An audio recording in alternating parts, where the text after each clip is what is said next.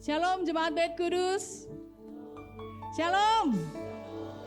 Walaupun di luar hujan deras, tapi kita percaya bahwa hujan itu adalah hujan berkat yang dahsyat dari Tuhan. Amin. Hujan berkat yang luar biasa dari Tuhan. Apapun keadaan kita saat ini, bagaimanapun kondisi di sekitar kita, tapi satu yang kita percaya, kita punya Tuhan yang ajaib, kita punya Tuhan yang luar biasa, kita punya Tuhan yang hebat.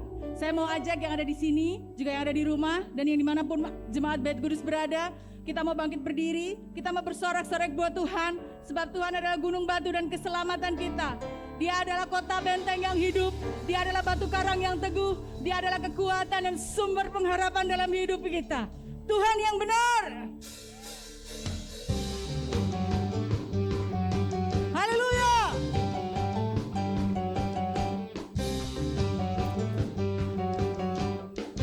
Engkau gunung batu keselamatan kami Tuhan.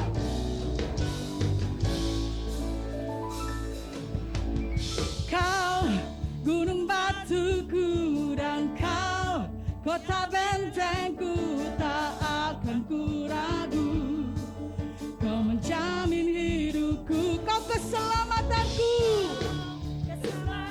Engkau pembela kami Yesus, tak akan ku takut. Kuasamu di dalamku, walau badai menerpa di dalam hidupku. Namun tanganmu Tuhan, kami percaya mengangkat kami terbang tinggi, lebih tinggi lagi. Yang benar tak pernah tinggalkan, dahulu sekarang samanya, janjimu tak berubah. Kau Alfa Omega, semesta alam memuja kebesaran-Mu Yesus. Engkau Tuhan yang benar. Haleluya. Dia Yesus, Tuhan yang dahsyat. Kau gunung batu keselamatanku. Kau gunung batuku dan kau kota bentengku, tak akan ku ragu. Dia menjamin hidup kita. Ya Engkau keselamatanku dan kau yang membelaku, tak akan ku takut. Kuasamu di dalamku, walau badai menerpa di dalam hidup. Percaya dan imani, tangan Tuhan yang hebat mengangkat kita terbang tinggi. Haleluya. Yang benar tak pernah tinggalkan, dahulu sekarang selamanya, janjimu tak berubah. Kau Alfa dan Omega, Dia awal dan akhir, Dia adalah segalanya dalam hidup kita. Yes. Engkau, katakan lebih dahsyat. Kau Tuhan yang benar, tidak pernah meninggalkan, tidak pernah melepaskan. Janjimu tak berubah, dan Omega, semesta alam. Sekali lagi Jemaat Bait Kudus, dengan segenap hatimu katakan, Kau Tuhan, Kau Tuhan yang benar, tak pernah, selama-lamanya. Janji Yesus, ya dan amin, tak berubah, dan Omega. Amin. Sekali lagi Jemaat Kudus, dengan segenap hatimu katakan, Kau Tuhan yang benar, tak pernah, dahulu, sekarang, selama-lamanya. Dan Omega,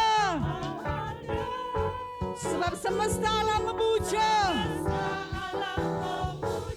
Lebih dahsyat lagi,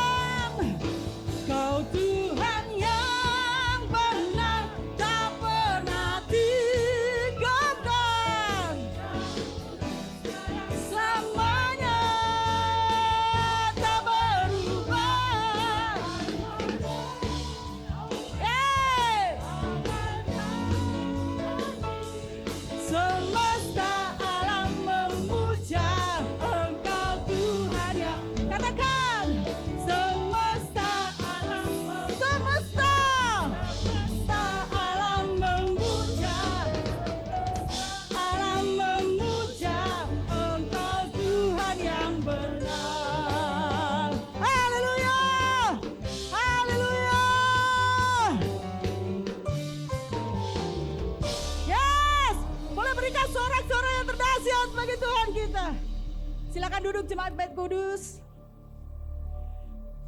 Satu hal yang luar biasa, saya sedikit boleh memberikan kesaksian di tempat ini. Tanggal 18 Juli kemarin, saya sempat sharing sama Bunda Evi juga. Ayah saya dipanggil Tuhan, sosok lelaki terhebat di keluarga saya dipanggil Tuhan secara mendadak. Dan itu pukulan besar buat saya sebagai anak pertama. Saya harus menghandle, saya harus menggantikan peran beliau. Jujur keluarga kami tidak siap ditinggal secara mendadak. Saya sempat drop, tapi saya tidak sempat sharing sama Bunda. Saya takut. Saya sempat mengalami drop iman hampir selama 2 minggu. Selama 2 minggu saya tidak mau yang namanya baca Alkitab, saya tidak mau berdoa, saya tidak mau memuji Tuhan, saya nggak mau dengar puji-pujian, saya tidak mau menyembah. Saya kecewa sama Tuhan. Saya sakit hati sama Tuhan. Kenapa? Kebetulan saya tugas di lembaga pemasyarakatan. Saya bilang sama Tuhan, Tuhan, bahkan narapidana pun yang sudah sedemikian kritis, saya bantu, saya tolong, mereka kau pulihkan. Tapi kenapa ini orang tua saya sendiri, Tuhan tidak dengar doa saya. Tuhan tidak jawab doa saya. Selama hampir 2 minggu lebih, saya sama sekali tidak mau kenal yang namanya Tuhan Yesus. Bahkan saya dengar pujian itu jijik, Bapak Ibu. Gimana saya mau melayani lagi? Setiap kali Bunda bilang, Dokter Nina, gimana kabar? Saya hanya bilang, puji Tuhan Bun. Tapi jauh di dalam hati saya kecewa sama Tuhan. Dan titik kebangkitan saya ingat sekali. Tanggal 5 September, tanggal 5 Agustus. 18 Juli kejadian, 5 Agustus roh saya baru mau bangkit. Saya bangun tidur, Tuhan cuman katakan, Nina, kamu bangun, duduk diam, berdoa. Saya mencoba menghindar. Saya perang batin. Saya bilang sama Tuhan, buat apa Tuhan? Tuhan aja jahat sama keluarga saya. Tapi sekali lagi ada suara katakan, Nina, bangun, duduk diam, berdoa. Akhirnya itu awalnya Bapak Ibu. Dari 18 Juli, 5 Agustus, saya baru bisa bangun dan saya baru bisa berdoa di hadapan Tuhan. Dan itu titik awal kebangkitan. Dan lagu yang nanti saya akan nyanyikan, itu kenapa menjadi awal kebangkitan saya. Satu hal yang Tuhan ingatkan kepada saya, kamu kehilangan bapakmu di dunia, tapi jangan sampai kamu juga kehilangan bapakmu yang di surga. Itu terus ada di hati saya. Kamu ditinggal bapakmu yang di dunia, tapi apakah kamu bisa membayangkan kalau kamu sampai ditinggal bapakmu yang di surga? Itu awalnya Bapak Ibu. Akhirnya saya bersyukur, sekalipun dari 18 Juli sampai 5 Agustus itu saya nggak mau kenal Tuhan, tapi Tuhan yang masih tetap mau mengenal saya, Tuhan yang masih tetap mau mengingatkan saya, Tuhan yang masih tetap mau menegur saya dan membangunkan saya dari tidur saya yang panjang dan berkata, Nina, bangun, duduk diam, berdoa. Kamu masih punya aku yang besar. Kamu masih punya Bapak yang lebih hebat. Percaya, imani. Dan bukan tanpa kebetulan, kalau bulan ini saya dipanggil lagi sama Bunda untuk boleh melayani di sini dengan satu tema yang luar biasa, memiliki iman yang teguh. Saya dan keluarga belum tahu apa yang harus kami hadapi tanpa kehadiran seorang ayah, karena bapak saya ini adalah sosok yang menjadi panutan buat semuanya. Tapi sekali lagi Tuhan berkata, engkau punya Tuhan yang besar, engkau punya iman yang besar. Imanmu yang akan menyelamatkan engkau, imanmu yang akan membawa keluargamu kepada kemenangan, imanmu yang akan membawa keluargamu kepada kemuliaan. Dan itu yang saya alami saat ini Bapak Ibu. Ketika kita memiliki iman yang besar, ketika kita memiliki rasa percaya yang besar, Tuhan tidak akan sedetik pun meninggalkan kita. Sejauh apapun kita meninggalkan Tuhan, tapi ternyata iman kita itu yang akan mendekatkan kita lagi kepada Tuhan. Satu pengalaman yang luar biasa belum pernah saya alami sebelumnya, mengalami drop iman yang begitu hebat. Kekecewaan yang begitu hebat, tapi sekali lagi Tuhan katakan, kamu punya aku, dan aku tidak akan meninggalkan kamu, sekali-kali pun tidak. Saya mau ajak Bapak Ibu Saudara, kita akan nyanyikan lagu ini dengan sungguh-sungguh. Kita punya Tuhan yang besar, kita punya Tuhan yang hebat. Jangan pernah takut kehilangan apapun di dunia ini, karena kita punya sesuatu yang luar biasa di atas sana. Dia yang tidak akan pernah kita mengalami kehilangan. Dia yang tidak akan pernah meninggalkan kita, sedetik pun tidak. Saya mau ajak Bapak Ibu Saudara, kita mau tundukkan kepala sejenak. Kita mau siapkan hati kita sungguh-sungguh. Kita mau rasakan sungguh-sungguh betapa besar cinta Tuhan. Betapa besar kasih Tuhan dalam hidup kita. Betapa Dia tidak pernah mau meninggalkan kita. Apapun yang kita lakukan, apapun keadaan kita, seberapa besar pun kita mengecewakan Dia, Dia tidak akan pernah meninggalkan kita. Dia akan dengan sekuat hati memegang tangan kita, memegang roh kita, supaya kita tidak terlepas dari Dia. Satu yang kita perlukan, iman dan percaya. Ku hidup karena percaya, Kau yang berjanji setia, pengharapanku selalu ada di dalam-Mu. Kami tidak akan undur dan menyerah Tuhan. Ku tidak akan menyerah, meski dalam kesesakan. Seluruh hidupku dalam genggaman-Mu. Dengan segenap iman, katakan di hadapan Tuhan, nyatakan keyakinanmu. Aku punya Tuhan yang besar, yang telah berjanji dan sanggup mengenapi. Imanku bersepakat percaya kuasa-Mu. Ku terima sekarang kemenangan dari-Mu. Iman yang akan menyelamatkan kita. Ku hidup karena percaya. Percaya Engkau Allah yang setia Tuhan. Percaya Engkau Tuhan yang tidak pernah meninggalkan setiap kami Yesus. Yes. Pengharapanku selalu ada di dalam-Mu. Kami tidak akan menyerah, kami tidak akan undur Bapa. Tidak akan menyerah,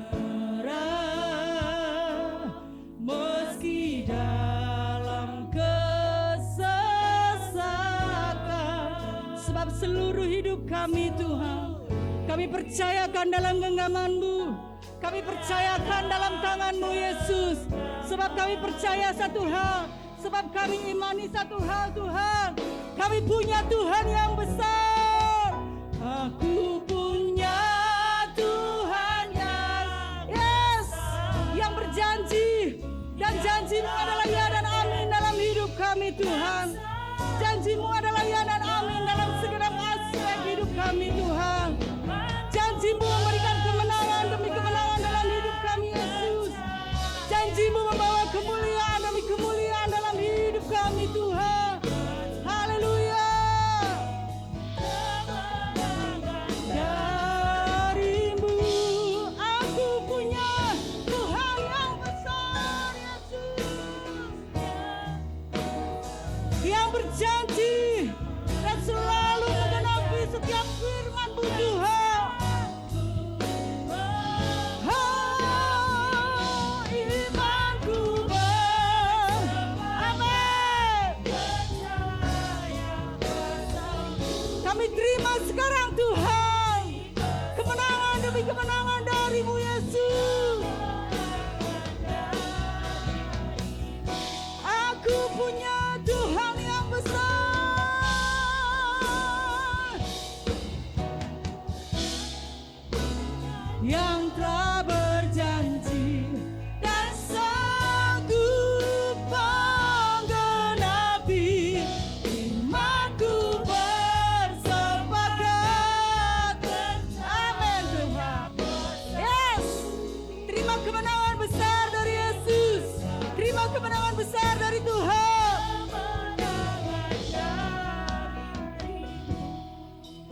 dengan segenap hati jemaat Bait Kudus.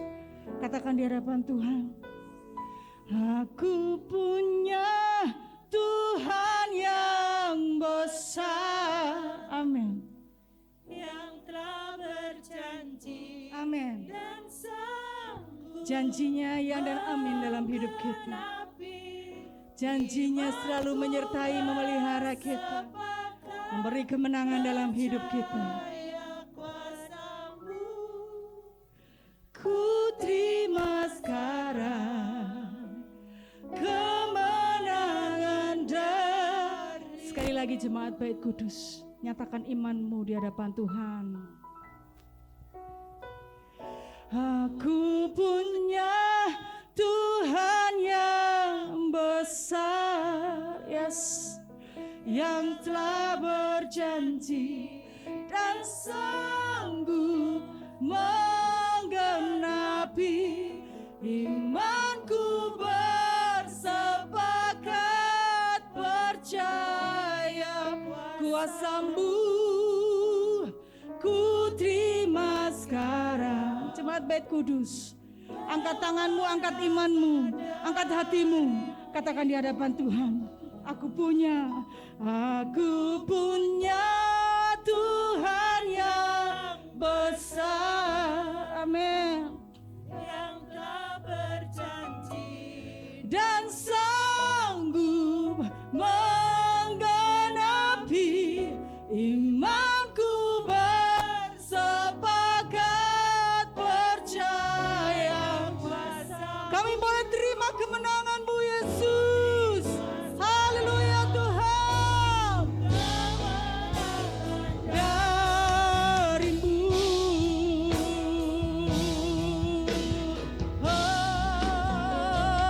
Aku punya Tuhan yang besar. Dia yang berjanji dan Dia yang selalu menggenapi setiap firman-Nya. Adalah ya dan amin dalam hidup kita. Setiap janji-janjinya adalah ya dan amin dalam hidup kita. Kemenangan demi kemenangan yang Dia janjikan akan segera kita dapatkan. Ku terima sekarang kemenangan-Mu Yesus. Dengan segenap hati sekali lagi katakan. Aku punya Tuhan yang besar. Dia yang berjanji, Dia yang menggenapi. Haleluya Yesus. Imanku bersepakat percaya. Kami terima sekarang kemenangan dari-Mu Yesus. Kemenangan dari-Mu.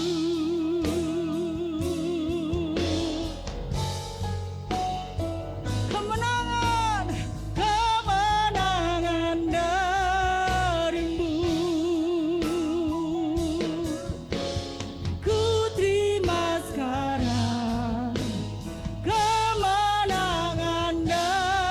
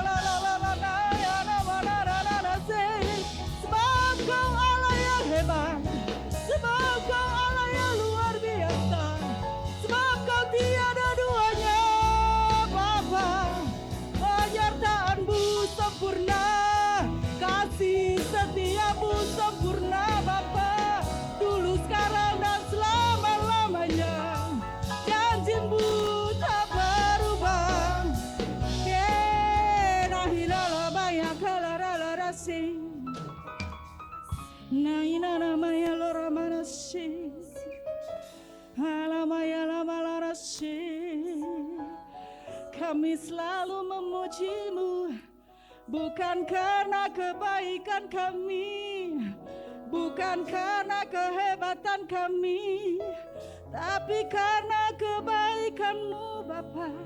Semua karena kasih setia-Mu. Kami percaya kemenangan, kami percaya kemuliaan sudah Kau sediakan bagi setiap kami yang percaya. Ajar setiap kami Bapa miliki iman percaya yang teguh, miliki iman percaya yang penuh bahwa Kau Allah yang sanggup. Tiada Allah yang seperti-Mu Yesus, tiada Allah yang seperti-Mu Tuhan, yang sanggup memberi kemenangan besar, yang sanggup memberi kemenangan dahsyat. Nailalama ya larasi, hilalabaya ya rasa. Laina kina boy nahina kana tarase kila yolo balarase karabana la maya la marase la maya la malalo la raso kilo ila la baya la mara tarase ki ila la baya la balabo la mala mala maya la kira rose kilo ila la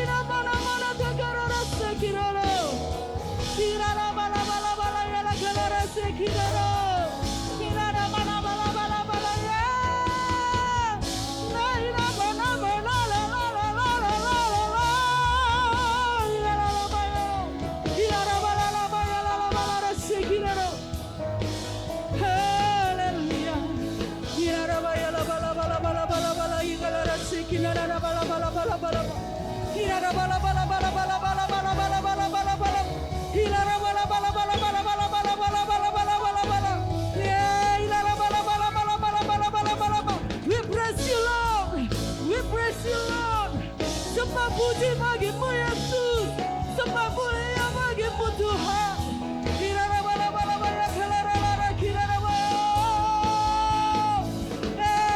Yesus,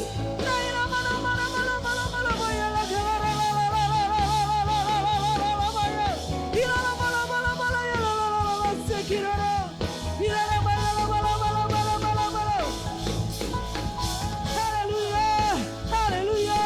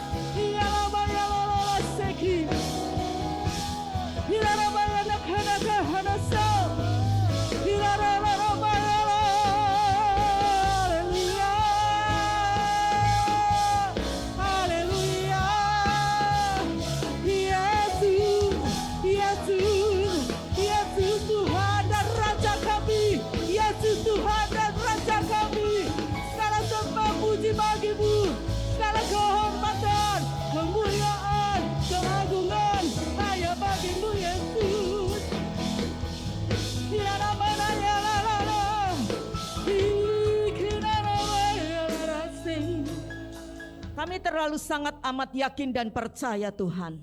Sebagaimana Yabes Engkau tolong dan Engkau berkati, Engkau juga akan memberkati setiap kami yang menaruh iman percaya kami melekat kuat dengan Engkau Tuhan.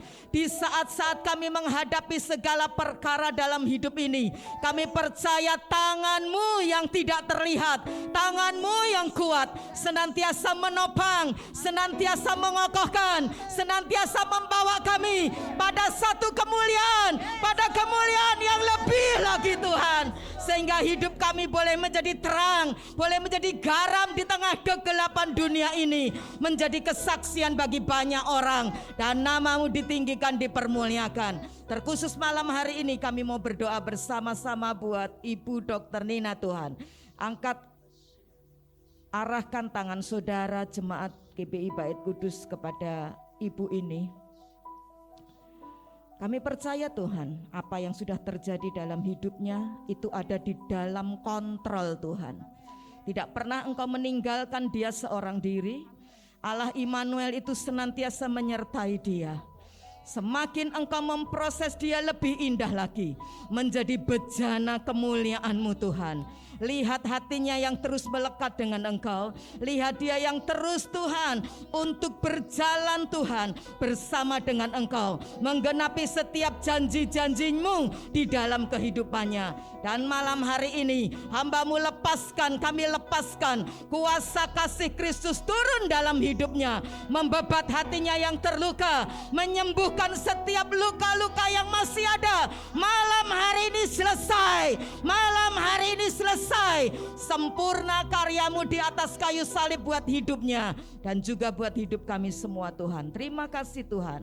Sukacita, anugerah baru, berkat yang luar biasa Engkau berikan di dalam kehidupan setiap kami yang mengasihi Engkau. Di dalam nama Bapa, Putra, Roh Kudus, dalam nama Tuhan Yesus Kristus. Yang percaya semua katakan. Yang percaya semua katakan. Sekali lagi sorak-sorai buat Tuhan kita. Sekali lagi sorak-sorai yang meriah buat Tuhan kita. Haleluya. Sebelum duduk coba tengok kanan kirinya. Iya, kasih salam saudaraku. Tuhan Yesus memberkati saudara. Terima kasih, silahkan duduk. Terima kasih buat seluruh pelayan Tuhan yang melayani di ibadah hari ini ya. Saudaraku semua, shalom. Shalomnya jangan melempem saudara ya. Di luar sudah dingin, di sini tidak boleh dingin ya. Shalom Bapak Ibu Saudara. Shalom, puji Tuhan ya. Saya percaya hari ini adalah hari yang penuh berkat buat saudara. Wah Bu Evi, berkatnya mana? Saya hari ini kehujanan nih, basah semua. Itu hujan berkat. Amin saudara. Di tengah-tengah keadaan tidak baik tapi Anda masih beribadah, itu Tuhan sungguh sangat menghargai loh. Betul apa betul? Kalau semua nyaman, semua enak, saudara datang cari Tuhan, itu mah biasa. Tapi ketika keadaan tidak mendukung saudara, ya, hidup saudara mungkin keluarga, kesehatan dan sebagainya tidak mendukung saudara, tapi engkau terus giat, engkau terus setia dengan Tuhan. Wow, itu dahsyat luar biasa. Tuhan sangat menghargai kasih setia saudara, amin. Dan Tuhan akan memberkati dengan limpahnya dalam hidup saudara. Sesuai dengan tema kita saudaraku, milikilah iman yang teguh. Ya, bicara tentang iman yang teguh itu bukan sekedar teori. Bicara iman yang teguh itu saudaraku, kemarin saya sudah sampaikan, itu bicara praktek hidup setiap hari. Ya, ketika Anda berjalan bersama dengan Tuhan, apa yang sudah saudara pelajari, apa yang saudara sudah dengar, apa yang saudara sudah lihat, apa yang saudara sudah imani hari-harimu, itu engkau praktekkan dengan Tuhan, itulah iman saudaraku. Karena itu ketika tadi Ibu Dr. Nina kasih kesaksian ya, bagaimana dia merasa saudaraku hopeless, tanpa pengharapan. Dia sempat saudaraku luka batin sama Tuhan ya. Saudaraku, tapi saudaraku sekalian dengar baik-baik. Justru ketika dia bangkit lagi, saya percaya saudaraku, disitulah yang namanya iman yang teguh. Amin saudaraku. Kalau semua serba ya tidak ada masalah, kemudian saudara tetap melayani, tetap beribadah, itu biasa. Yang tadi saya sudah sampaikan. Tapi ketika engkau punya masalah, ketika cuaca mungkin tidak mendukung saudara, ketika mungkin keuangan tidak ada dalam dirimu, tapi engkau terus setia, engkau terus punya iman yang kuat dengan Tuhan. Wow, saudaraku, itulah yang namanya iman yang teguh. Kita sudah belajar bagaimana Abraham juga punya iman yang teguh. Dia pegang setiap janji Tuhan, dia fokus 25 tahun dia menantikan itu janji tergenapi dalam hidupnya. Kita juga sudah belajar bagaimana seorang bernama Yusuf, bagaimana seorang bernama Musa, bahkan seorang wanita tunasusila yang saudaraku sekalian dianggap sampah masyarakat. Tetapi karena dia punya iman yang luar biasa melekat dengan Tuhan, dia mempraktekkan dalam hidupnya imannya yang kuat dengan Tuhan. Kehidupan saudaraku sekalian yang tidak biasa, kehidupan yang dipandang sampah masyarakat, dia diangkat Tuhan tinggi luar biasa menjadi mamahnya seorang konglomerat di Bethlehem. Namanya adalah siapa? Kemarin kita sudah belajar, Boas. Ya, Boas kemudian saudaraku sekalian ya nikah dengan Ruth, kemudian punyalah anak namanya Obed. Dari Obed lahirlah Isai dan keturunan-keturunannya lahirlah Tuhan Yesus Kristus. Wow, luar biasa. Seorang yang tidak dipandang oleh dunia, tapi kalau punya iman yang kuat di dalam Tuhan, hidupnya akan diangkat Tuhan luar biasa dengan caranya yang ajaib. Nah, kita juga sudah belajar bagaimana punya iman yang teguh dengan kita mendengar firman, dengan kita belajar memperkatakan perkataan-perkataan iman yang ada di dalam firman, yang kita sudah baca, yang kita sudah renungkan, yang kita perkatakan itu kata-kata firman. Kita juga sudah belajar kemarin saudaraku bagaimana kita juga bertindak di dalam iman. Nah, semua itu memperlengkapi saudara dan juga saya untuk saudara dan saya menghadapi hari-hari yang sukar dalam pergumulan setiap kehidupan kita di atas muka bumi ini. Tetapi pada hari ini saudaraku, saya akan bawa saudara pada satu hal tentang bicara iman yang kuat. Tetapi saudaraku sekalian, saya akan bawa kepada saudara pada satu pengajaran firman Tuhan yang jarang disampaikan. Atau mungkin saudara sudah pernah mendengar firman ini lama sekali. Tapi saudaraku sekalian, saya percaya firman Tuhan itu selalu baru. Amin. Setiap kali saya menyampaikan firman Tuhan itu selalu baru. Mungkin ayatnya sama, tapi pengertian-pengertian yang baru Tuhan terus berikan, Tuhan terus anugerahkan. Nah, hari ini kita belajar, kita punya iman yang teguh itu perlu. Karena saudaraku, ada satu hal dalam hidup kita yang kita tidak bisa pungkiri, yang kita tidak bisa hindari dalam hidup ini. Manusia satu saat pasti mengalami yang namanya kematian. Betul apa betul saudaraku?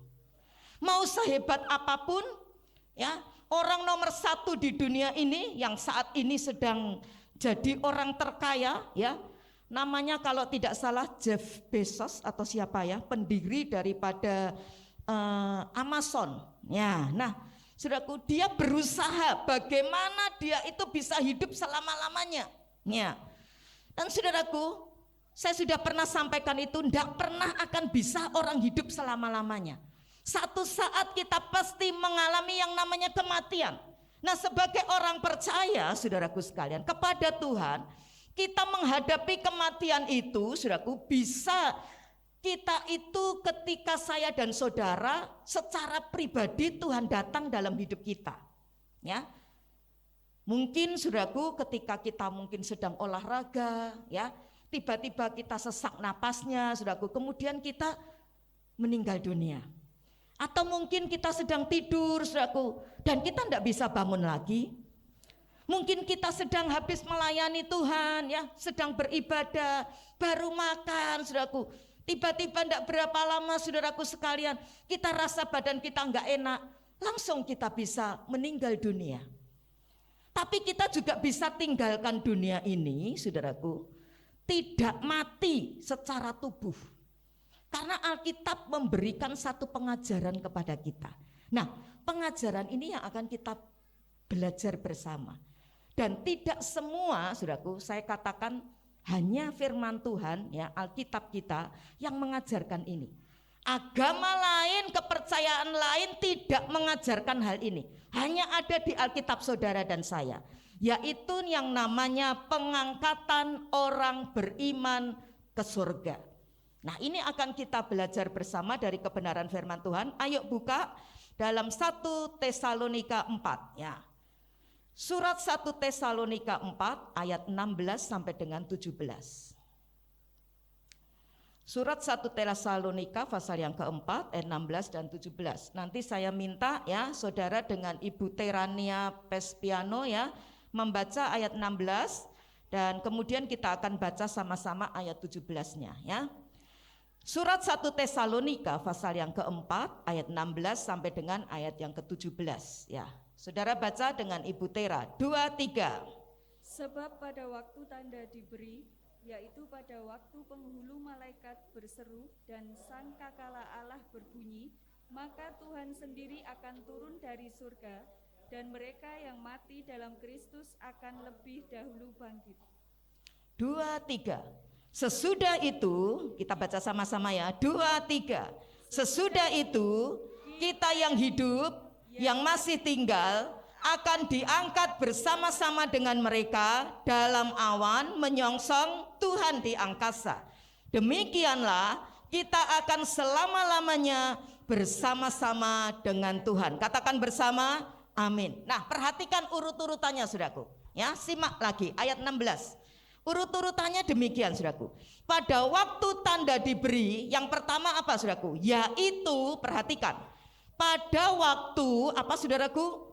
Penghulu malaikat, ini namanya Mikael, ya. Ada banyak nama malaikat di surga, ya. Ada Gabriel, ya. Ada Mikael, ya. Nah, ini penghulu malaikatnya, jenderalnya, ya. Panglima perangnya surga itu malaikatnya, penghulunya namanya malaikat Mikael. Nah, perhatikan yang pertama. Pada waktu Mikael, penghulu malaikat berseru, kemudian apa, saudaraku? Sangkakala Allah berbunyi. Yang ketiga apa? Setelah sangkakala Allah berbunyi, maka apa, saudaraku? Tuhan Yesus sendiri apa? Turun dari sorga. Perhatikan, ini tidak menjejakkan kakinya di bumi loh. Nanti ketika kedatangan Yesus kedua, saat rapture, saat pengangkatan orang beriman ke sorga, Yesus itu turun dari sorga di awan-awan, di angkasa. Nah, saat itulah, perhatikan ayat selanjutnya. Dan mereka yang mati di dalam Kristus, apa, saudaraku? Akan lebih dahulu bangkit. Jadi orang-orang yang mati saat rapture itu datang, ya, maka orang yang mati di dalam Tuhan akan dibangkitkan. Pakai tubuh kemuliaan seperti tubuhnya Tuhan Yesus, ya. Yang dulu mungkin jalannya pincang, ya, matanya sakit, buta, dan dia sehat, waras, saudaraku, ya. Dulu mungkin tua, pakai tongkat, itu badan tubuh kemuliaan itu seger buger. Nah, mereka ini yang sudah mati bangkit, ya, naik di awan-awan tadi, ketemulah dengan Tuhan Yesus. Dan perhatikan ayat 17. Sesudah itu apa? Kita yang hidup, ya, yang masih tinggal akan diangkat bersama-sama dengan mereka dalam awan menyongsong Tuhan di angkasa. Bukan pakai tubuh ini loh, ya. Langsung 1 Korintus 15 saudaraku mengatakan diubah dalam sekejap mata. Ya, coba kedipkan mata saudara, cepat atau lama? Cepat, ya. Langsung tubuh kita diubah dan kita bersama-sama dengan orang yang sudah dibangkitkan dalam Kristus itu, dengan Tuhan Yesus, ada di awan-awan, saudaraku. Bersama-sama dengan Kristus selama-lamanya. Perhatikan. Pengajaran ini yang ada dalam Alkitab tentang rapture, tentang pengangkatan orang beriman ke surga, ini sangat unik. Karena apa, saudaraku? Karena dengan adanya pengangkatan orang beriman ke surga ini dimungkinkan, ya, seseorang tidak akan mengalami kematian secara jasmaninya, ini tidak mati. Tadi kan ada, ya, kita yang masih hidup, masih tinggal nih, ya, diubah dalam sekejap mata, diangkat ke surga. Nah saudaraku perhatikan, tidak mengalami kematian, tapi langsung diangkat Tuhan ke surga. Saudara, kalau Anda belajar kitab Wahyu 4 ayat 1, mungkin bisa dibantu dimunculkan di situ ya, mengatakan demikian. Satu saat Yohanes yang waktu itu ada di Pulau Patmos melihat sebuah pintu yang di surga itu terbuka. Satu pintu terbuka, itu ada banyak gerbang, ada banyak pintu ya, itu satu pintu terbuka di surga. Kemudian saudaraku, dari pintu yang terbuka itu terdengar satu suara, seperti bunyi sangkakala, seperti bunyi trompet gitu ya. Dan saudaraku, dia berkata, naiklah kemari. Nah, kalau Anda pelajari Wahyu pasal 1 sampai dengan Wahyu pasal 3, maka istilah atau kata jemaat itu muncul 19 kali. Tetapi anehnya, di Wahyu pasal 4 ayat 1 sampai selesai pasal 18, itu kata jemaat tidak muncul. Istilah jemaat baru muncul nanti di pasal 19. Nah, kenapa saudaraku? Karena tadi ayat 1 dari Wahyu pasal 4, naiklah kemari. Ada rapture di bumi ini, ada pengangkatan orang-orang beriman. Dan saudaraku, jemaat Kristus yang muncul lagi di pasal 19 itu menyertai kedatangan Yesus kali yang kedua, saudaraku, dengan penuh kemenangan. Nah, hari ini kita akan belajar ada dua hal yang harus saya dan saudara perhatikan bicara tentang rapture atau pengangkatan orang beriman ke surga yang sudah diambang pintu. Mengapa saya katakan sudah diambang pintu? COVID ini saudaraku, seperti yang saya sudah sampaikan beberapa waktu yang lalu, ada dua kerajaan di situ. Kerajaan Tuhan, kerajaan surga, dan kerajaan kuasa kegelapan yang ada di dalamnya. Bagi kerajaan surga, masa pandemi COVID ini ya membuat surga bisa melihat. Memangnya surga tidak bisa lihat? Bisa. Tapi itu seperti dia apa saudaraku? Dibuka. Semua mata juga bisa melihat.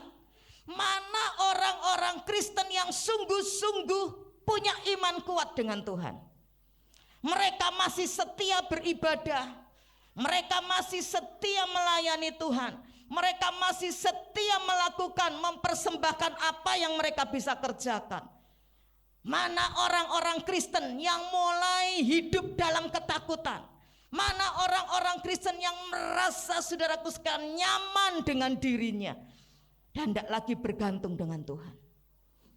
Meskipun namanya orang Kristen, saudaraku, di situ surga sedang melihat. Termasuk tadi yang disampaikan, disaksikan oleh Ibu Dr. Nina. Surga sedang melihat setiap hati kita seperti transparan, terbuka, saudaraku.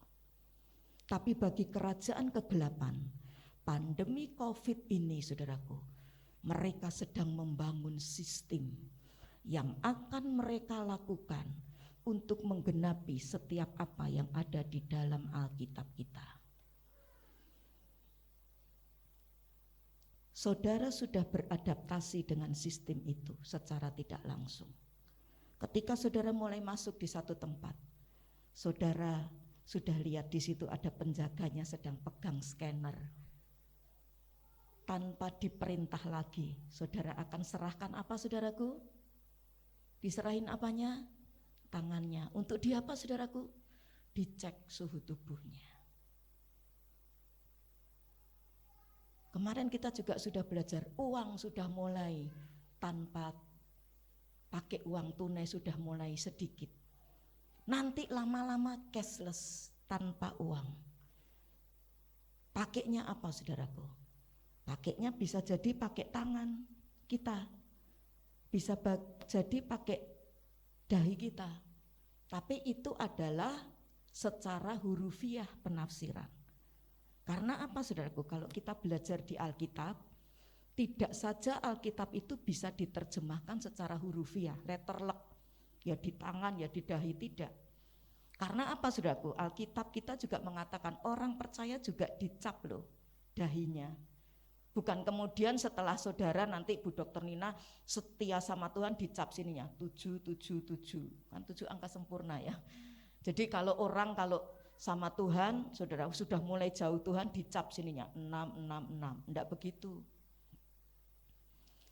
Penafsiran simbolis itu, dahi ini bicara pikiran. Anak Tuhan yang sungguh-sungguh sama Tuhan, dia juga surga sudah kasih tanda itu. Tapi anak Tuhan yang tidak sungguh-sungguh sama Tuhan, dia juga punya tanda. Tidak harus kasih 66 di sini, tidak usah di tangan. Tapi Alkitab berkata akar segala kejahatan apa saudaraku? Cinta uang. Nah, orang Kristen yang hanya memburu uang, orang Kristen yang hanya perkara pikirannya itu hanya tertuju di bumi ini saja, bukan hanya di atas, tapi di bumi ini saja. Yang dicari yang di dunia ini saja. Perhatikan 1 Yohanes bilang apa? Orang yang mengasihi dunia dengan segala apa yang ada di dalamnya, tidak mungkin dalam dirinya ada kasih akan Bapa.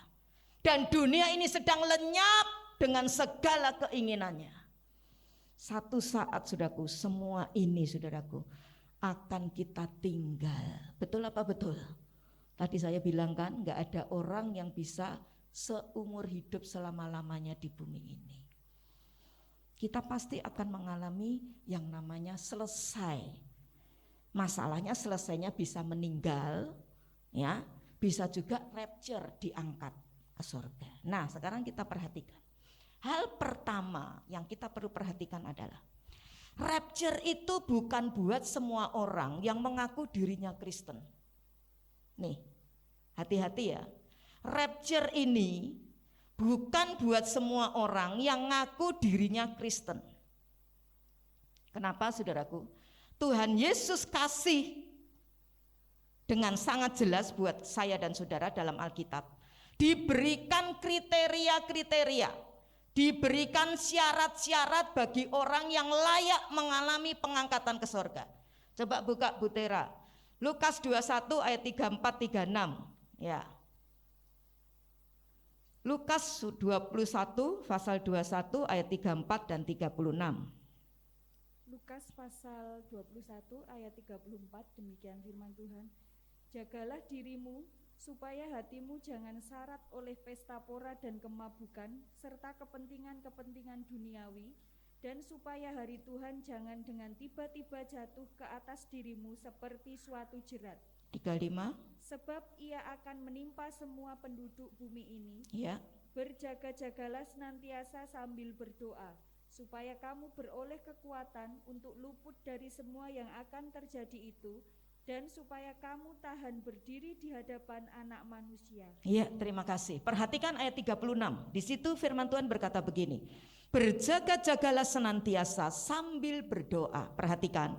Supaya kamu, baca sama-sama 2, 3. Beroleh apa? Kekuatan untuk luput dari semua yang akan terjadi itu. Kalau Anda di rumah punya Alkitab bahasa Inggris, dalam terjemahan King James Version ya, karena terjemahan bahasa Inggris itu banyak sekali ya. Tapi saudaraku, kalau Anda punya dari terjemahan King James ya, di situ kata beroleh kekuatan untuk luput itu dipakai, kata di situ adalah layak diluputkan. Jadi bicaranya gini, ayat 36 itu. Berjaga-jagalah senantiasa sambil berdoa, supaya kamu layak diluputkan dari semua yang akan terjadi itu, dan supaya kamu tahan berdiri di hadapan Anak Manusia. Sekarang saya mau tanya sama saudara, yang bisa menjatuhkan ini layak, ini tidak layak, itu siapa? Yang bisa menilai kamu tidak layak, kamu layak, itu siapa? Halo? Saya, saudara, atau Tuhan? Tuhan. Jadi kita tidak bisa bilang gini, Tuhan aku sudah rajin nih ke gereja, aku sudah melayani nih, aku sudah lakukan ini, aku sudah kasih persembahan ini. Tapi yang menilai kita siapa saudaraku? Tuhan. Karena itu mari kita belajar dalam hidup ini, saudaraku. Ayo kita, saudaraku sekalian, belajar untuk hati ini lebih lagi dijaga. Karena penilaian bukan kita. Siapa yang nilai, saudaraku? Tuhan. Nah, apa kriterianya? Satu, kriterianya untuk diangkat ke surga, tidak mengalami kematian, ya, itu adalah dia ada di dalam Kristus. Perhatikan ayat 16 dari 1 Tesalonika 4 tadi. Firman Tuhan mengatakan, sebab pada waktu tanda diberi, yaitu pada waktu penghulu malaikat berseru dan sangkakala Allah berbunyi, maka Tuhan sendiri akan turun dari surga dan mereka, perhatikan, yang mati dalam siapa, saudaraku? Kristus. Jadi orang yang ada di dalam Kristus, Rasul Paulus menegaskan, orang itulah yang akan mengalami rapture. Orang itulah yang akan mengalami kebangkitan akhir zaman. Posisi dia adalah di dalam Kristus. Untuk berada di dalam Kristus, saudaraku, bukan Anda punya KTP Kristen. Untuk ada di dalam Kristus, saya dan saudara harus sungguh-sungguh bertobat. Saya dan saudara harus sungguh-sungguh lahir baru. Tuhan melihat hati kita loh, saudaraku. Tapi manusia juga melihat bukti. Karena itu orang yang sungguh bertobat, sungguh lahir baru, buktinya adalah perubahan hidupnya. Kata-katanya berubah, pikirannya, perilaku, sikapnya dan sebagainya berubah. Itu sebabnya 2 Korintus 5 ayat 17 mengatakan, siapa yang ada di dalam Kristus, dia adalah apa? Ciptaan baru. Dulu mungkin suka pukulin istri, sekarang berubah. Tangan bukan untuk mukul istri, tapi untuk membelai istri, saudaraku. Dulu ngomong ini kasar, saudaraku. Tapi karena dia sudah bertobat, hidupnya sudah lahir baru, berubah mulutnya untuk mengatakan hal-hal yang memberkati. Dulu mungkin kalau ngomong, saudaraku, wah enggak mikir, saudaraku. Ngomong dulu baru mikir, oh ya omonganku salah. Tapi ketika dia sudah bertobat, dia sudah lahir baru, hidupnya berubah. Jadi saudaraku, kalau banyak orang Kristen yang mengaku dirinya Kristen, tapi tidak ada pertobatan, tidak mengalami kelahiran baru, hidupnya itu tidak beda sama orang yang tidak kenal Tuhan. Orang Kristen model seperti ini satu kali kelak akan ditolak oleh Tuhan Yesus. Tuhan bilang apa? Matius 7 dulu. Aku tidak kenal kamu. Pergi kamu, enyahlah kamu dari hadapanku. Kamu sekalian pembuat kejahatan. Karena itu mari saudaraku dalam hidup ini, saya bawa saudara karena gereja ini mempersiapkan saudara. Tidak hanya saudara bisa menjalani hidup dalam dunia ini, diberkati dalam dunia ini, tapi saudara juga selamat sampai di sorga. Amin, saudaraku. Karena itu tentang tema miliki iman yang teguh, saya tidak ngajar saudara untuk survive aja di bumi, tapi saudara juga survive dalam sorga. Amin, saudaraku. Ini pengajaran, saudaraku,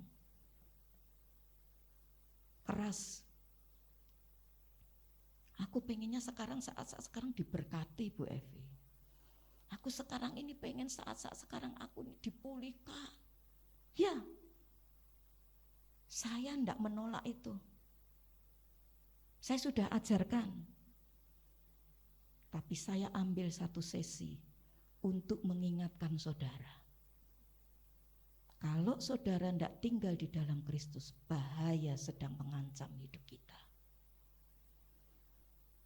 Kalau hidupmu masih sama dengan hidup orang dunia, tidak ada beda dengan mereka. Orang jahatin kita, kita balas. Tidak beda sama orang dunia. Kita punya masalah, kemudian kita putus asa. Tidak beda sama orang dunia. Tapi orang di dalam Kristus, hidupnya berubah. Orang boleh patah semangat, tapi orang di dalam Kristus tetap semangat menjalani hari yang sukar. Amin? Tidak ada amin. Aminnya masih mampir di pasar besar ya. Amin saudaraku. Ini pandemi ini loh, memurnikan iman saudara loh. Kalau saudara dengar kesaksian banyak, wow. Termasuk tadi imannya Bu Dokter Nina dimurnikan sama Tuhan. Ya, di sini ada Pak Andreas ya. Imannya juga dimurnikan loh. Wong sebelum mengalami masalah Pak Andreas itu kira-kira selang belum ada seminggu ngobrol sama saya itu lama sekali. Ya Pak di gereja ya. Curhat saudaraku. Wah, berat hidup. Wah.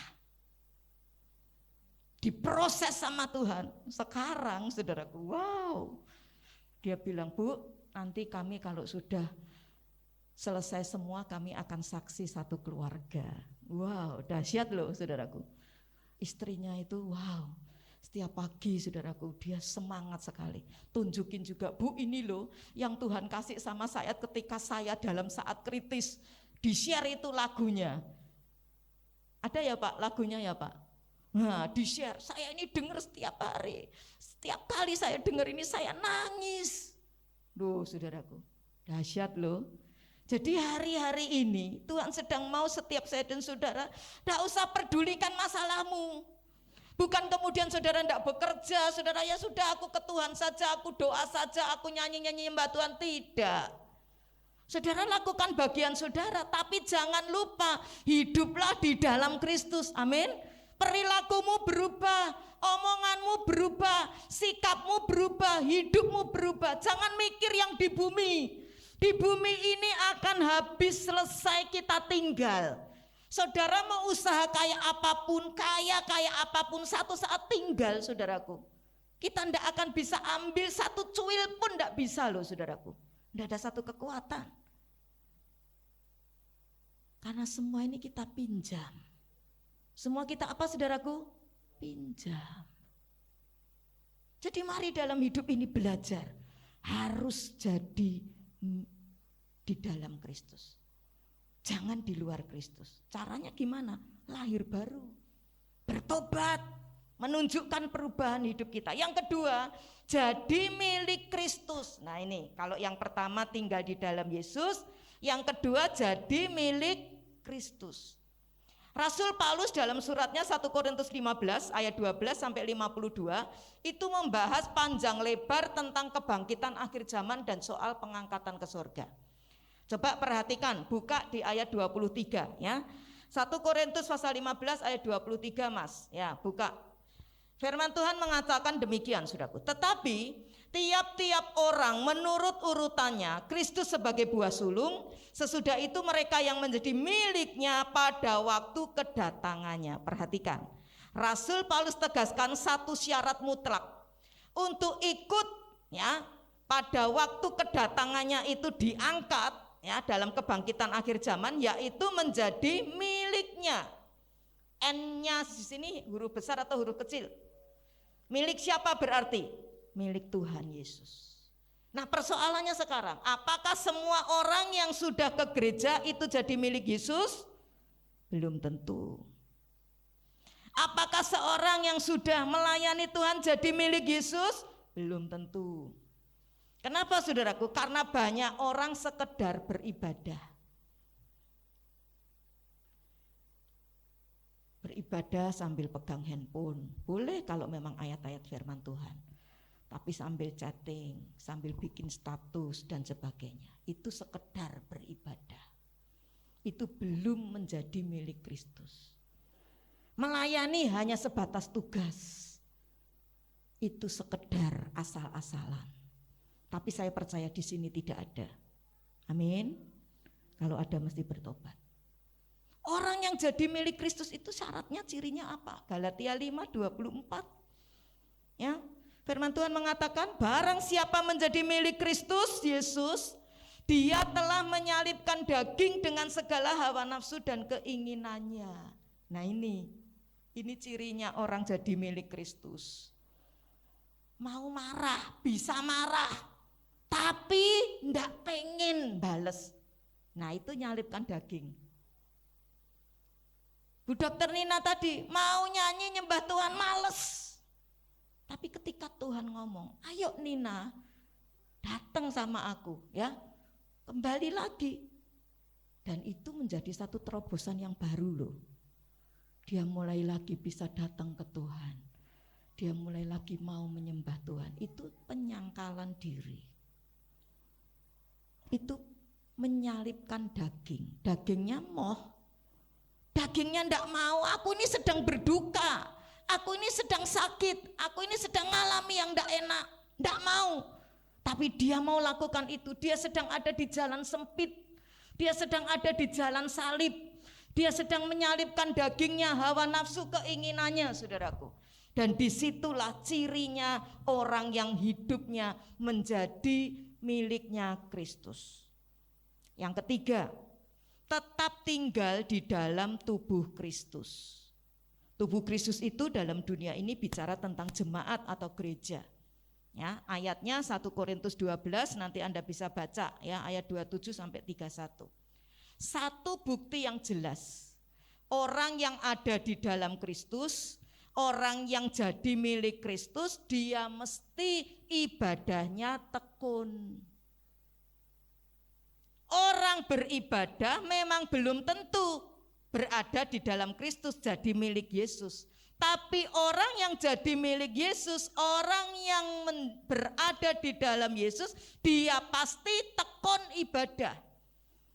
Tekun itu artinya apa, saudaraku? Halo? Apa tekun? Rajin. Ibadah rajin.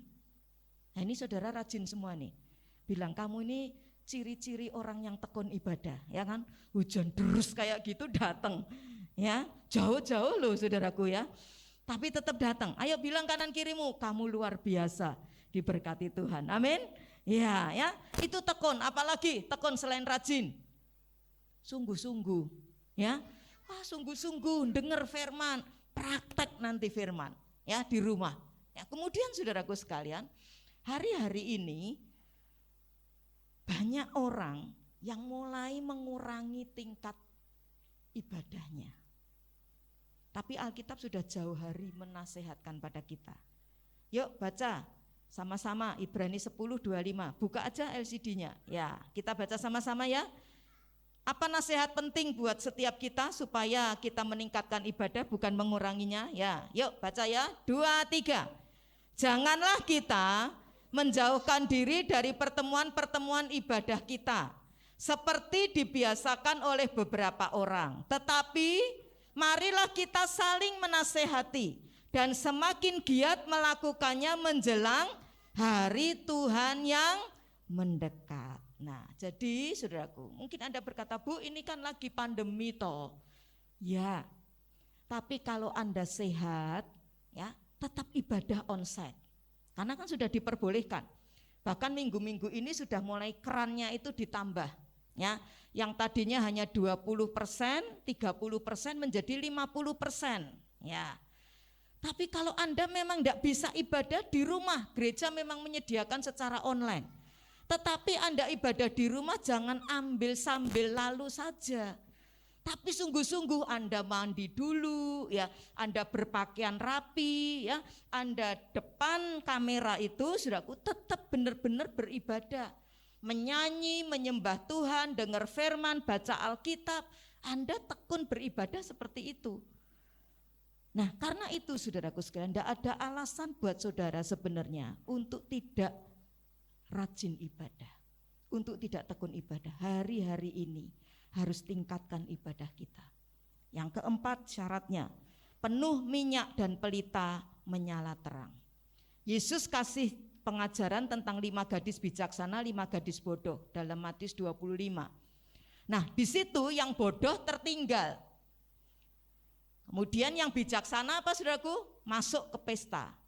Berarti ada yang masuk ke pesta, terangkat, ada yang tertinggal, tidak bisa masuk ke pesta. Nah, dalam Alkitab minyak itu melambangkan tentang Roh Kudus. Jadi syarat untuk terangkat ke surga adalah saudara dan saya harus punya hidup yang diisi penuh Roh Kudus. Tidak boleh kering, jangan sampai kering. Terus setiap hari punya apa saudaraku? Roh Kudus ini dijaga. pelita ini dijaga. Hati kita dijaga supaya penuh Roh Kudus, tidak boleh gersang ini. Ini kalau mulai kosong, saudaraku, ketinggalan kita. Satu saat mempelai itu datang, kita terkejut, kaget, wah tidak punya pelita. Tidak terangkat kita. Tapi mari dalam hidup ini kita miliki terus Roh Kudus dalam hidup kita. Bisa saja terjadi kita masih punya pelita, tapi minyaknya habis, Roh Kudusnya udah tidak ada. Artinya apa saudaraku? Masih ibadah, masih Kristen, tapi kuasa ibadah tidak ada dalam hidup kita. Orang takut, kita ikut takut.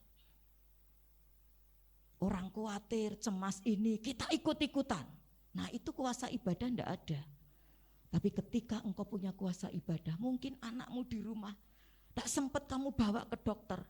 Tapi karena ada pelita dalam hidupmu ini, terus diisi penuh oleh Roh Kudus. Engkau dengan imanmu, tumpangi tangan anakmu, sembuh dalam nama Yesus. Anakmu tidak perlu masuk rumah sakit, sehat. Karena punya apa saudaraku? Punya Roh Kudus. Nah sekarang saudaraku, hal yang kedua, yang kita perlu perhatikan pada saat rapture, ada yang diangkat, ada yang ketinggalan. Ini ada filmnya ya, kalau tidak salah beberapa tahun yang lalu, judulnya Left Behind. Bagus banget itu film, Anda bisa cari di YouTube, Anda bisa lihat di situ.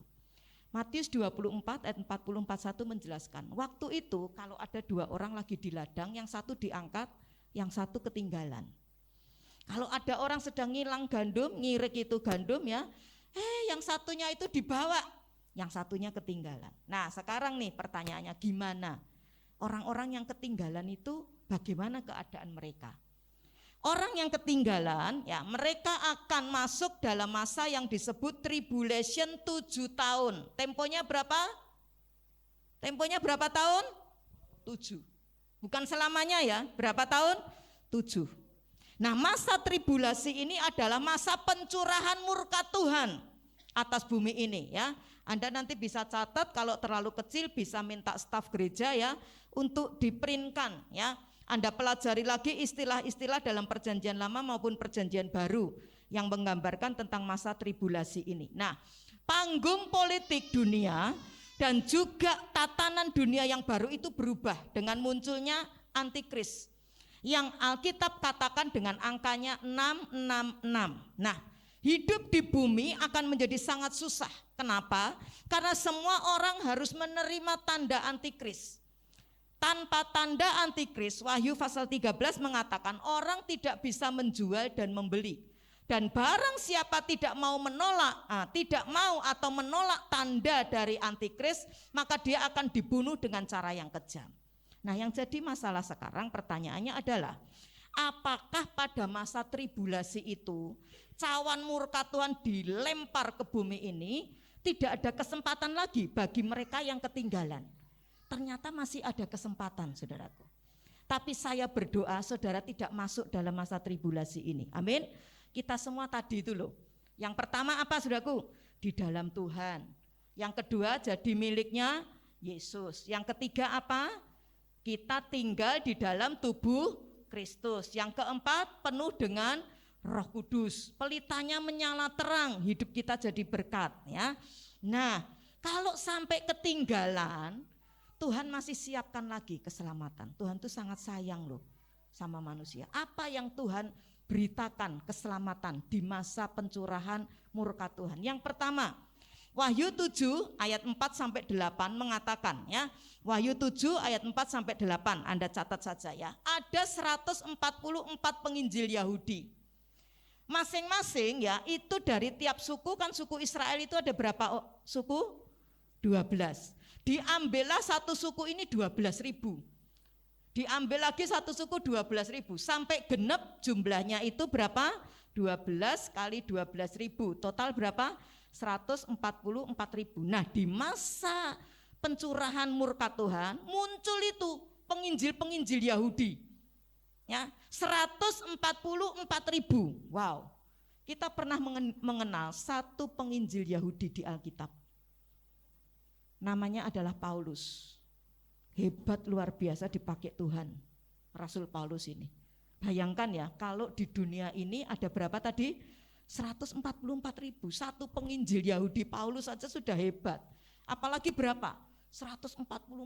Wah, ini penginjil ini memberitakan, aktif berita keselamatan. Saat kemudian gereja sudah diangkat di sorga, mereka menginjil dengan berani. Diambil dari orang-orang Yahudi sendiri. Ya, yang kedua nih, perhatikan. Apalagi yang dibuat oleh Tuhan. Wahyu 11 ayat 1 sampai 13. Tuhan ngutus 2 saksi istimewa. Ya. Untuk apa? Untuk dipakai Tuhan luar biasa dan dikasih perlindungan khusus. Perhatikan. Mereka ini adalah hamba Allah yang dipilih Tuhan dari sekian banyak orang yang masih ada di bumi pada masa sengsara itu. Berapa orang tadi jumlahnya? Berapa orang? 2. 2 orang ini dikasih kuasa untuk melayani dengan penuh urapan Roh Kudus. Seperti zamannya Musa dan zaman Elia pada zaman perjanjian lama. Meskipun 2 orang ini, saudaraku, dipakai Tuhan luar biasa, satu saat mereka ini dibunuh sama antikris. Anda baca nanti dalam Wahyu 11. Ketika dibunuh sama antikris, wah sorak-sorai mereka seneng. Hebat kita ya, mereka ini buat pengacau saja. Mereka ini menghalang-halangi maksud kita, dibunuh ini. Dan 2 orang ini tidak dikubur. Nanti Anda baca itu Wahyu 11. 2 orang ini dijadikan tontonan di seluruh dunia, di relay gitu loh. Nah, coba sekarang buka dari ayat 9 dari Wahyu 11 Mas. Nah ini ya, ini nubuatan firman Tuhan. Ribuan tahun yang lalu sudah ditulis, dulu belum ada televisi, belum ada internet. Ya, tapi perhatikan, ayat ini bilang apa? Wahyu 11 ayat yang ke-9, ayo Mbak Tera baca. Wahyu 11 ayat 9. Wahyu pasal 11 ayat 9. Dan orang-orang dari segala bangsa dan suku dan bahasa dan kaum melihat mayat mereka 3,5 hari lamanya, dan orang-orang itu tidak memperbolehkan mayat mereka dikuburkan. Terus Dan berapa hari tadi? 3,5 Berapa hari? 3,5 Nah, mati berapa hari? 3,5 hari. Tidak boleh dikubur, jadikan tontonan. Ini nubuatan tentang adanya televisi atau sistem internet yang bisa merilai, menunjukkan pada seluruh dunia gambar hidup. Ini 2 orang saksi. Setelah 3,5 hari mati, Tuhan bangkitkan orang ini. 2 saksi ini. Setelah dibangkitkan, mereka naik ke surga, diselubungi awan. Nanti baca Wahyu 11 ya. Nah ini saudaraku, musuh-musuhnya yang tadi udah hore seneng-seneng gitu ya, wah ini mati nih. Wah pada lihat ini saudaraku, ternyata dia diangkat Tuhan, dibangkitkan. Mau seorang mati bisa bangkit, ini luar biasanya Tuhan kita. Dan yang ketiga Tuhan kerjakan apa? Wahyu 14, 6-7, dahsyat ini. Tuhan kasih utusan 1 malaikat. 1 malaikat ini tiap saat, tiap kali terbang setiap hari ke seluruh dunia memberitakan Injil. Wah, malaikat loh, hanya 1 terbang di seluruh dunia, saudara, memberitakan Injil sambil teriak, sambil dia bicara. Apa yang dia beritakan? Apa yang dia bicarakan, saudaraku? Yang pertama, malaikat ini, saudaraku, isi berita Injilnya adalah jangan takut sama antikris. Jangan takut nabi-nabi palsu, tapi takutlah akan Tuhan. Perhatikan, saat dunia sedang penuh ketakutan karena ada ancaman, ada masa sengsara, tapi Tuhan mengutus malaikatnya. Dia bilang jangan takut, kamu harus takut kepada Allah yang berkuasa membunuh jiwamu dan membunuh tubuhmu dalam neraka, daripada kamu takut sama antikris. Yang kedua yang diberitakan oleh malaikat Tuhan itu adalah muliakan Tuhan. Ya, ini konsekuensi dari orang yang takut akan Allah. Bagaimana cara memuliakan Tuhan? Amsal 8 ayat 13. Takut akan Tuhan itu benci kejahatan. Jadi baik susah, baik senang, tuntutan Tuhan itu tetap sama. Saya dan saudara harus memuliakan Tuhan. Karena itu tidak heran saudaraku, ketika tadi Bu Dokter Nina saksikan, ya Tuhan sendiri ngomong, karena dia ini worship. Tuhan mau ibu ini terus memuliakan Tuhan, walaupun rasanya lagi sedih, karena itu tuntutan Tuhan. Mau seneng mau susah, kita harus apa saudaraku? Muliakan Tuhan. Itu ciri orang takut sama Tuhan. Ciri orang takut sama Tuhan, hidupnya ini terus mau muliakan Tuhan, meskipun rasanya enggak pengen, tapi Tuhan sendiri bicara. Supaya apa? Enggak kehilangan Bapak di surga selama-lamanya. Ini loh. Karena itu malaikat itu terus beritakan itu, muliakan Tuhan, sembah Tuhan senantiasa. Yang ketiga, mengapa mesti sembah Tuhan? Karena Tuhanlah yang menciptakan langit bumi dan segala isinya ini. Manusia seringkali salah, yang disembah bukan Tuhan, tapi yang disembah adalah ciptaan Tuhan. Batu, apalagi gunung, apalagi saudaraku, kayu, ya kan, logam, emas atau apa disembah-sembah. Dan yang keempat, berita Injil itu adalah saat penghakiman Tuhan telah tiba. Itu malaikat terus sambil dia terbang dia beritakan itu. Antikris dan nabi palsu bukan Allah. Mereka itu hanya punya waktu segera jatuh tempo. Berapa tahun tadi waktunya? 7 tahun. Nah, seringkali kan kalau saudara dengar dulu, wah hati-hati loh. Zaman antikris itu susah. Wah, kita nanti selama-lamanya akan dijajah oleh antikris. Ngeri. Tapi itu tidak sesuai Alkitab. Alkitab bilang berapa tahun? 7 tahun. Setelah masa 7 tahun itu selesai, maka ada yang namanya penghakiman Tuhan. Karena itu saudaraku, mungkin Anda bertanya, terus siapa Bu Evi yang jadi penguasa? Antikris akan mencoba jadi penguasa.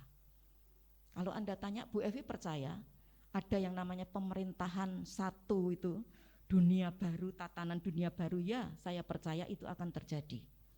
Antikris akan buat itu, ya, one world government, ya, satu pemerintahan dunia baru, ya. Tapi rajanya bukan antikris. Ayo coba ayat terakhir ya, kita baca sama-sama. Sakaria, ini ayat dahsyat luar biasa. 14 ayat 9. Ya, kita baca yuk sama-sama. Sakaria 14 ayat 9. Buka Mas, 2, 3.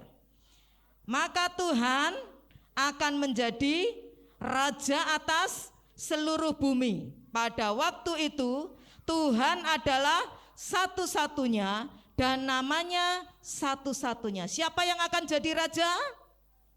Tuhan Yesus Kristus, bukan antikris. Anda ingat kisahnya mimpi Nebukadnezar yang diartikan oleh Daniel? Ada satu patung, ya kan, terbuat dari emas, terus turun, perak, perunggu dan sebagainya. Ya, ini bicara tentang kerajaan-kerajaan dunia. Terakhir di kakinya terbuat dari apa saudaraku? Tanah liat. Tiba-tiba bukan karena perbuatan manusia, tapi ini perbuatan Tuhan. Ada batu kecil gelinding dari atas gunung, ya kan? Makin lama makin gede, ngena di patung itu. Begitu kena patung itu apa saudaraku? Ambruk. Ini bicara antikris, kerajaan antikris, ambruk. Dan kemudian batu yang menggelundung itu jadi tambah gede, memenuhi seluruh bumi. Ini bicara kerajaan Allah. Akhirnya yang jadi raja bukan antikris. Antikris akan mencoba. Karena antikris adalah angkanya manusia. 666. Tuhan angka sempurna. Angka berapa angka sempurna? 7. 6 bisa lawan 7? Enggak bisa saudaraku. Dia akan mencoba jadi raja, tapi tidak pernah akan bisa. Gagal terus. Waktunya berapa tahun tadi? 7 tahun. Dan yang jadi raja adalah Tuhan Yesus Kristus. Memerintah bersama dengan kita yang sudah diangkat tadi dalam kerajaan 1000 tahun damai. Kesimpulannya yuk baca. 2, 3. Pengangkatan orang percaya ke surga saat ini sudah di ambang pintu. Jadi jangan menunda untuk menerima Kristus sebagai juru selamat. Terus miliki iman yang teguh dengan cara lakukan firman-Nya setiap hari. Saudaraku, rapture itu dapat terjadi setiap waktu. Karena itu membuat saya tergerak hati untuk satu sesi ini bicara tentang pengangkatan orang percaya. Tanpa peringatan terlebih dulu loh. Dunia ini sedang bergerak dengan cepat. Kita kan enggak pernah tahu COVID ini ya. Dan ini sedang sistem dibangun. Dan itu cepat sekali. Kita waktunya kapan enggak ngerti. Tapi saudaraku, kita ini yang tadi saya katakan sedang pinjam waktu. Saat pemilik waktu itu datang dalam hidup kita. Entahkah kita dipanggil secara pribadi atau kita dipanggil bersama-sama dalam rapture, kita ini sudah siap belum? Nah itu loh. Ya, sudahkah kita siap mempertanggungjawabkan semua waktu yang Tuhan sudah pinjamkan dalam hidup kita?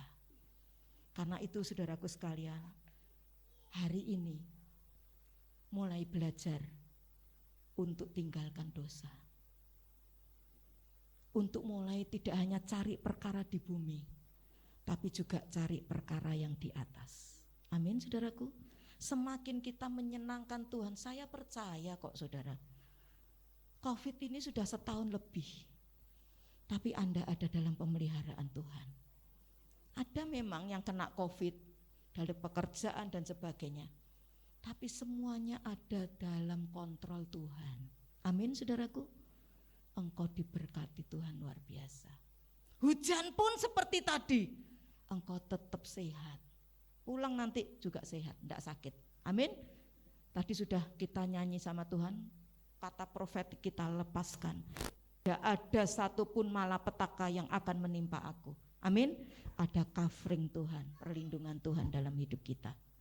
Amin. Tuhan Yesus memberkati. Yuk kita berdiri bersama-sama. Terima kasih Tuhan Yesus buat firman-Mu malam hari ini. Hamba sudah selesai menyampaikan apa yang menjadi isi hati-Mu. Bawa kami terus Tuhan, untuk kami terus punya iman yang kuat hari-hari ini. Bukan hanya iman yang kuat untuk meraih setiap janji-Mu dalam dunia ini saja, tetapi iman yang kuat juga untuk kami meraih setiap anugerah-Mu yang Tuhan sudah rancangkan dalam hidup kami. Kirapayaralaya sikiratagaramaya. Buat setiap kami Tuhan, untuk kami belajar menjadi seperti Engkau. Ampuni setiap kami yang di waktu-waktu kemarin atau tadi mungkin Tuhan, kami sudah ada di luar Kristus. Kami tidak menjadi milik-Mu, tapi milik diri kami sendiri. Ampuni kami. Lewat kebenaran firman-Mu malam hari ini yang mungkin tidak enak bagi telinga kami. Dan itu mungkin tidak sesuai dengan keinginan kami Tuhan. Kami inginnya berkat, kami inginnya sembuh. Tapi hari ini kami Tuhan mendengar, diingatkan Tuhan untuk kami melihat, mengoreksi diri kami sendiri. Karena setiap waktu Tuhan bisa tagih kembali waktu yang sudah Tuhan pinjamkan dalam hidup kami. Bawa kami untuk kami Tuhan bertanggung jawab dan memakai setiap kesempatan yang Tuhan kasih dalam hidup kami dengan baik, seturut dengan kehendak-Mu. Kalau hari ini saudara cintamu dengan Tuhan mulai luntur, bukan kebetulan engkau hadir di tempat ini, tapi Tuhan sedang ingatkan buat saudara, nak, aku mengasihi engkau dengan kasih yang kekal. Tapi apakah engkau juga mengasihi aku dengan kasih-Mu itu? Kiralaya shikirata karapayaralaya shikirata karapayaralaya. Kiralaya shikirata karapayaralaya shandaralaya shikiraparaparalaya. Hari-hari ini memang tidak mudah saudaraku. Tetapi orang yang terus melekat imannya kuat dengan Tuhan, Tuhan akan membuat satu perbedaan yang khusus. Perbedaan di pekerjaanmu, perbedaan di rohmu, perbedaan dari setiap lini kehidupanmu. Jangan takut dengan manusia yang hanya bisa membunuh tubuh, tapi takutlah kepada Tuhan Allahmu yang bisa membawa tubuh dan jiwamu dalam neraka. Engkau harus lebih tunduk kepada Tuhan. Engkau harus lebih mengasihi Tuhan dari apapun juga.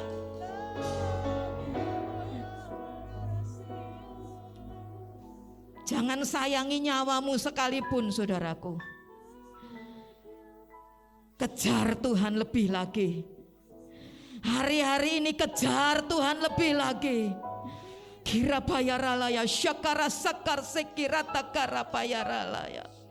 Kira bayaralaya syekiralaya. Kami mau seperti Engkau Tuhan, bentuk kami Tuhan. Yesus, Yesus, haleluya. Katakan bersama dengan saya, ku mau seperti-Mu Yesus. Sempurnakan hidupku selalu Tuhan, haleluya. Ku mau seperti-Mu Yesus, disempurnakan selalu dalam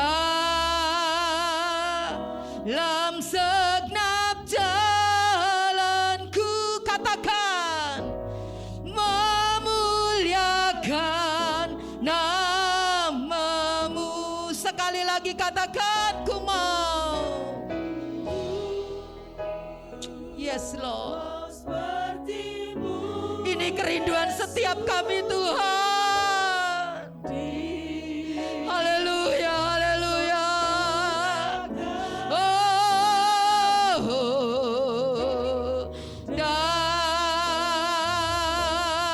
segenap jalanku memuliakan. Katakan dengan sepenuh hatimu, yes Lord, oh, yes, haleluya.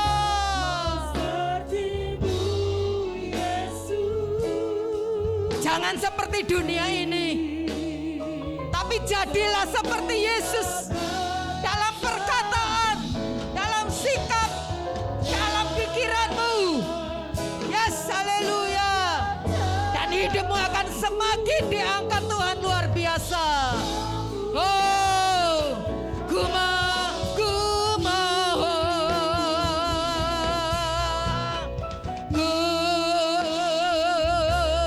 seperti-Mu.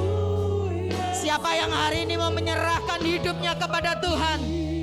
Lebih lagi, serukan dengan kuat, katakan, oh,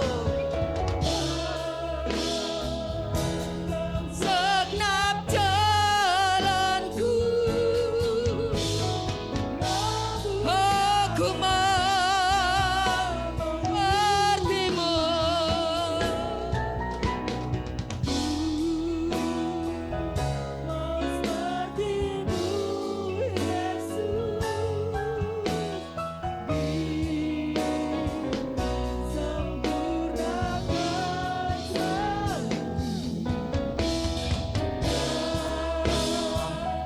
Dalam segenap jalanku memuliakan nama-Mu.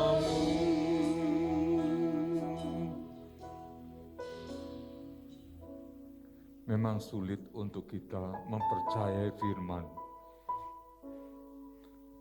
Memang tidak masuk akal untuk mempercayai firman. Kondisi yang sekarang ini semakin hari semakin kita diingatkan oleh Tuhan. Roh Kudus mengingatkan kita. Kita mari berjalan dengan iman, berjalan dengan kuasa-Nya Tuhan, berjalan dalam anugerah-Nya Tuhan. Tidak kebetulan, bukan kebetulan Kalau orang yang dicintai dipanggil Tuhan, tidak kebetulan kita ada sampai hari ini komplit dengan keluarga. Bukan kebetulan juga anak dan istrimu tetap sehat meskipun kena COVID. Tapi tidak kebetulan juga Tuhan punya rencana yang terbaik untuk kita ketika kita harus ditinggal orang-orang yang kita kasihi. Mari kita angkat tangan kita. Ku mau seperti-Mu, Yesus, disempurnakan selalu dalam segenap jalanku, memuliakan nama-Mu. Sekali lagi katakan, ku mau seperti-Mu, Yesus. Mau seperti-Mu, Yesus, Disempurnakan selalu disempurnakan selalu dalam segenap jalanku, memuliakan nama-Mu. Kami boleh akhiri ibadah kami dengan kami mendengar firman sebagai bekal untuk kami hidup, dan itulah firman yang hidup yang memberikan kami kepada kekuatan, damai dan sukacita Tuhan. Terima kasih Roh Kudus, hari ini Engkau telah memberikan firman buat kami, sebagian kecil dari firman-Mu. Kami simpan firman dalam hati dan kami mau melakukannya Tuhan. Bukan dengan bersungut-sungut, tapi dengan bersukacita di dalam Tuhan. Tuhan adalah kekuatan kami. Tuhan adalah damai sejahtera kami. Tuhan adalah pengharapan kami. Kami tetap memandang Engkau terus ke depan. Dengan tidak kami memandang ke kiri, ke kanan, tetapi kami memandang ke depan. Pengharapan kami terus di dalam Tuhan. Pulanglah dengan damai sejahtera, sukacita dalam Tuhan, pengharapan dalam Tuhan, tetap kita kuat dalam Tuhan. Di dalam nama Tuhan Yesus, kita yang percaya bersama katakan, amin. Mari kita beri kemuliaan bagi nama Tuhan. Puji Tuhan. Yuk kita naikkan pujian.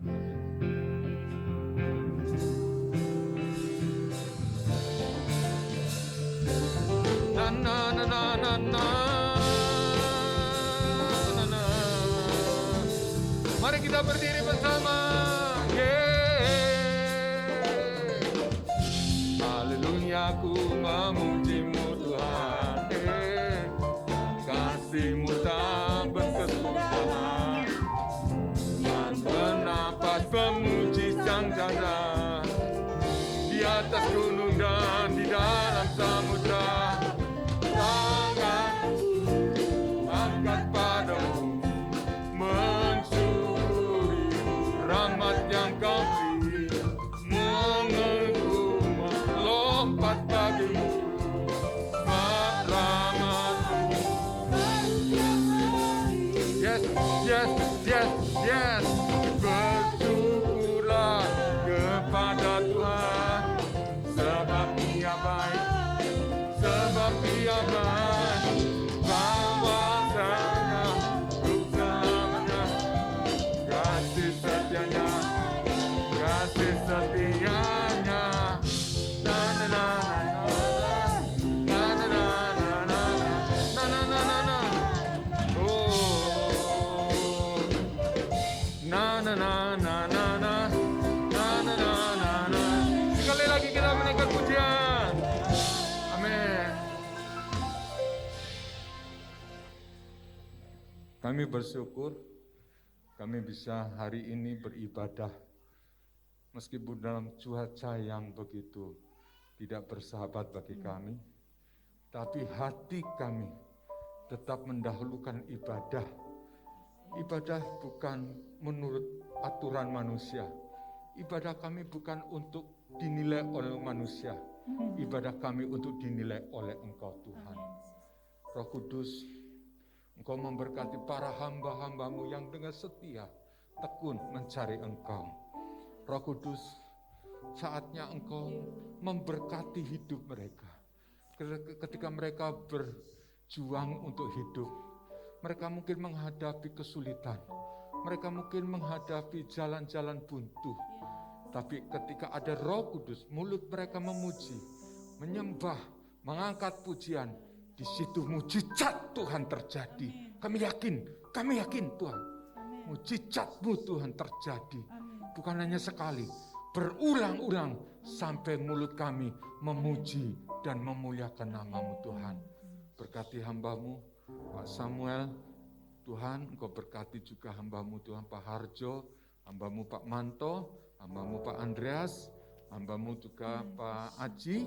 Tuhan Engkau memberkati kami semua, juga hamba-Mu Lintang dan juga hamba-Mu Clear, hamba-Mu Fani, juga Engkau memberkati kami semua.